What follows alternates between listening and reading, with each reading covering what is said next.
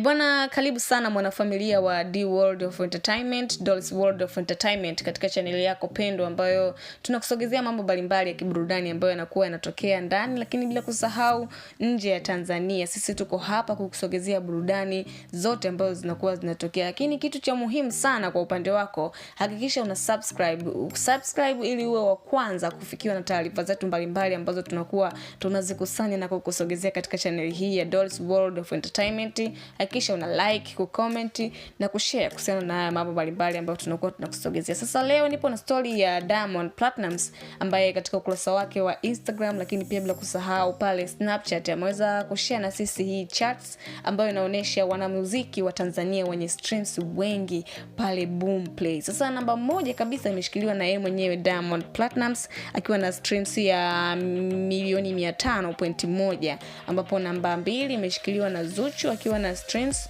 ya milioni 376.8, na namba 3 imeshikiliwa na Harmonize akiwa na milioni 373.5.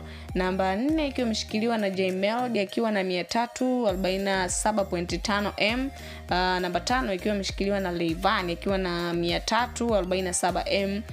Namba 6 ikiwa imeshikiliwa na Mbosso akiwa na 325.4 millions, ambapo namba 7 imekwenda kwa Mario akiwa na 281.3M, na namba 8 imeshikiliwa na Alikiba akiwa na 207.9M. Namba 9 ikashikiliwa na Nandy ana 146.9M, na namba 10 imeweza kushikiliwa na Jux akiwa na 123. Sasa jambo ambalo limeweza kuzua gumzo sana ni issue ya Alikiba kuwa chini kushika namba 8 na pia issue ya Jux kushika namba 10, namba ya mwisho kabisa. Sasa kitu ambacho naomba nikukumbushe, kuna interview moja aliwahi kuifanya ya Mwijaku na akaulizwa kuhusiana na Jux kuweza kupewa tuzo kwenye Trace Award ambayo ilikuwa imefanyika pale Zanzibar mwaka huu 2025, ambapo Mwijaku akasema kwamba Jux sio msanii na ni mtu ambaye anafuata sana upepo, yani anatembelea upepo wa